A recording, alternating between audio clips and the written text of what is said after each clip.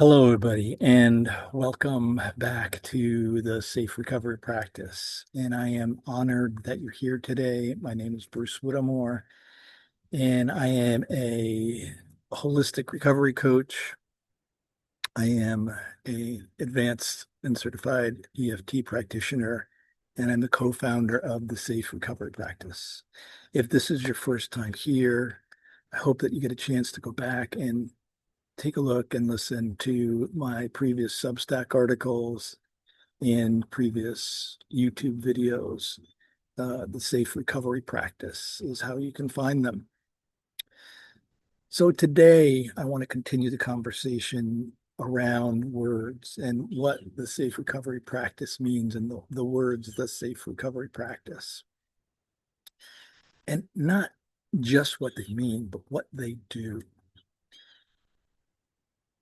And my belief is a single word can quietly shape the way we see ourselves, can also shape the way we relate to others, and even the way we approach recovery.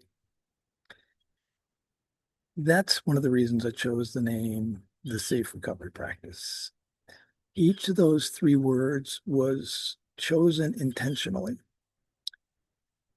And in the first article, in the first video I did, we explored the word safe and how healing becomes more possible when our nervous system experiences safety, not only in our bodies, but also in the language we use, also in the relationships we build, and the environments that we create. And then we explored the word recovery and what that means. What does recovery mean for me? What does recovery mean for you? And what recovery means to the culture at large. And I shared my belief that recovery is much more than simply stopping a substance or behavior. Recovery to me is this lifelong process of returning to ourselves, of rediscovering who we've always been beneath our adaptions, beneath our protective parts, and beneath the survival strategies we've used. Today, I'd like to explore the third word in the safe recovery practice, and that is practice. And to be honest, when I first chose the word, I don't think I fully appreciated how important it would become. At the time, it simply just felt right. It reflected how I worked with people and what I believed about recovery. But over the past few years, and as I've written these articles, recorded these videos, practiced these videos, sat with clients, and reflected on my own recovery, I've realized something. I don't think practice simply describes what recovery is. I think it describes how we live. And even after decades in recovery, I'm still discovering new meanings in the word, meanings that meaning that I've been using for years. And I think that's part of the practice as well, because the moment we stop thinking about recovery as something we achieve and begin thinking about it as something we practice, everything begins to shift. It changes the way we think about growth. It changes the way we think about setbacks. It changes the way we think about recovery and success and relapses. And it changes the way we think about ourselves and others. So before we go any further, I'd like to invite you into the conversation. When you hear the word practice, what comes to mind for you? What is something you've practiced for years or something you've stopped practicing? And maybe it's abstinence. Maybe you practiced abstinence for years, or maybe you stopped practicing abstinence for years. Maybe it's a career or building a career. Maybe it's nurturing a relationship. These are some of the practical things. Interesting that practical and practice go together in some ways. Maybe it's simply learning how to listen or to slow down. What has that practice taught you that no book ever could? So most of us grew up believing that life is about arriving somewhere. I've got 40 years abstinent, or I've got this degree, or, I've built this career, celebrating these milestones. We're taught to chase the next goal, the next achievement, the next finish line. And there's nothing wrong with goals. In fact, I honor them. Achieving a year of abstinence, achieving a year in recovery, achieving 5 years, 10 years. But life has taught me that things which matter most never really finished. I'm still learning how to listen more than I speak. I'm still learning how to respond with compassion when I'd rather react. And after decades in recovery,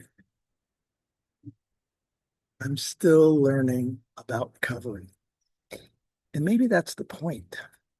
Maybe the most meaningful parts of life aren't destinations at all. Maybe they're just practices, one day at a time, one moment at a time. One of the sayings I've heard for years in recovery is practice, not perfection. And I really come to appreciate those words in a much deeper way today. And this is what I think. I think perfection creates this pressure. Practice creates possibility. Perfection asks us to prove ourselves, and practice invites us to discover ourselves. Perfection says, get it right. And practice gently reminds us just to begin again, just start over. If recovery is a practice, then beginning again isn't failure. Relapse isn't failure. It's simply what people do and what we need to practice to try again with compassion, with curiosity.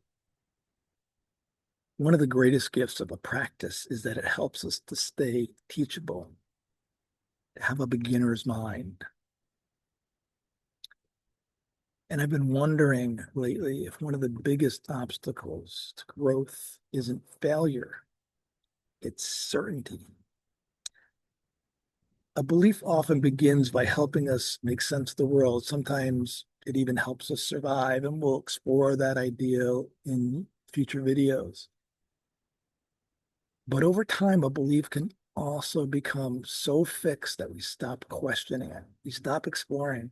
I can't recover. I can't stay abstinent. I can't become sober. And we stop exploring. We stop noticing that there may be another way. And I've come to believe something that keeps showing up in my own life. That judgment builds walls and curiosity opens pathways. When I become convinced that I already know, the field begins to shrink.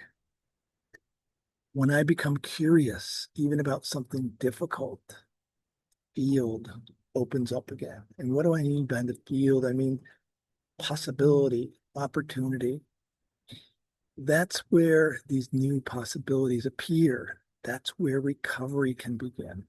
That's where healing begins. And right now, I'd invite you to pause for a moment.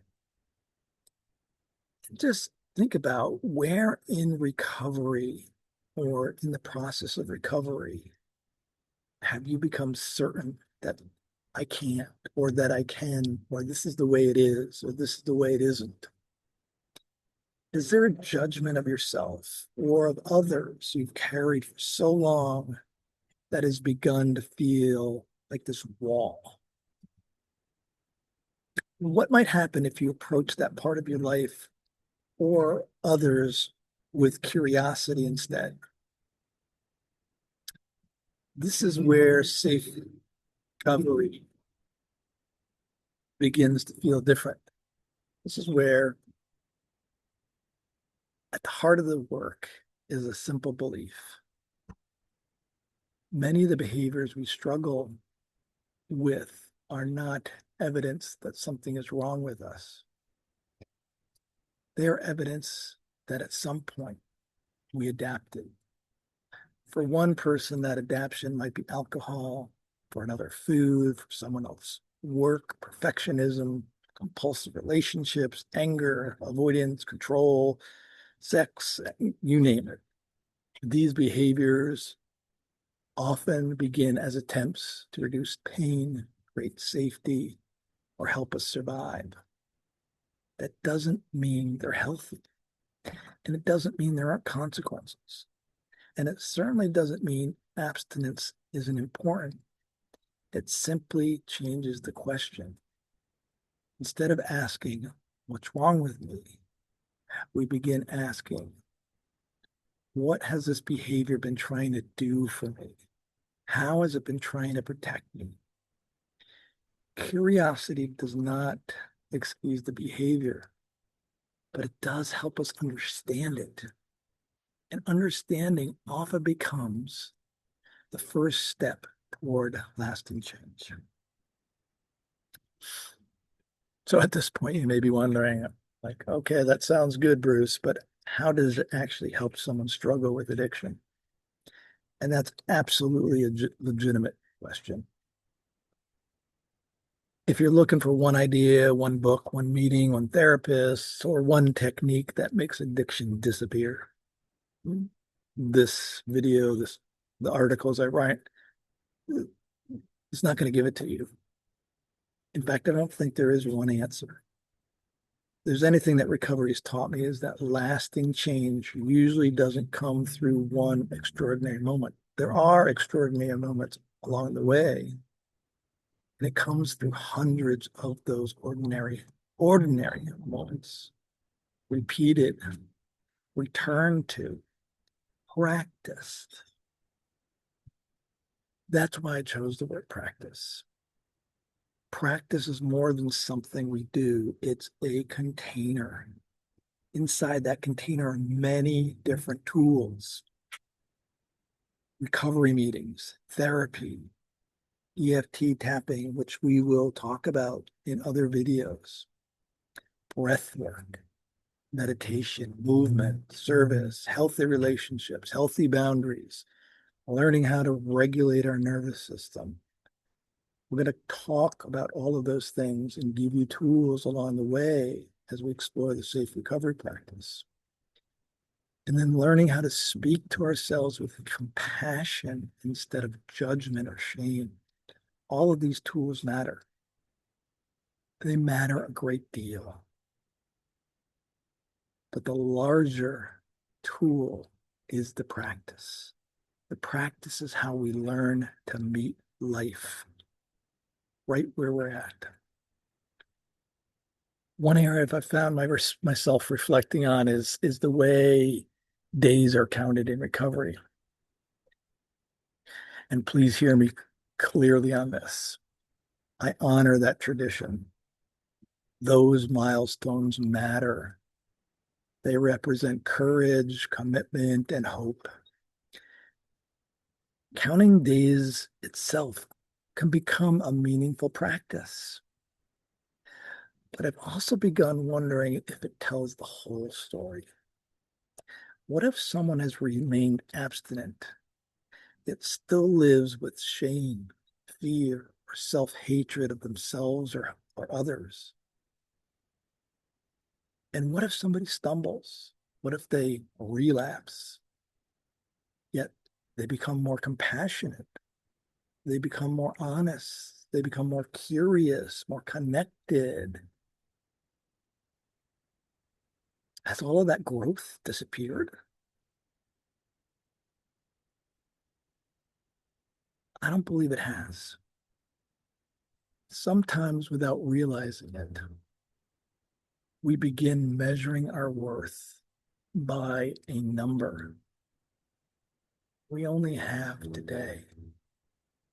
And when we measure our worth by a number, when that happens, the practice itself can quietly become another condition, a pressure, a point of having to be perfect, a condition that whispers, if I lose my abstinence, I've lost everything. I no longer believe that's the whole story. In fact, my own story reflects that. And that's for, again, another video. Healing isn't erased by one difficult day or week or year. Compassion isn't erased. Wisdom isn't erased. Growth isn't erased. The relationships that we've worked to repair, the courage we've practiced, the moments we've lived from our authentic self, they don't simply disappear. Perhaps recovery invites us to honor something larger, not instead of abstinence, but alongside it. To notice not only how many days we've walked in recovery, but how we've learned to walk and what we've learned as we've walked. How we've learned to pause, how we've learned to become curious, to repair, to ask for help, to begin again, to try again, to practice again. All of that is a part of recovery. It's a part of the practice. So as I finish talking about this today, I realize that practice isn't about becoming a different person. It's about becoming more available to the person that we've always been beneath these adaptions. It's about developing a relationship with ourselves that's guided less by fear and shame and more by awareness, by curiosity, compassion, connection, and this choice that we have on a daily and moment by moment basis.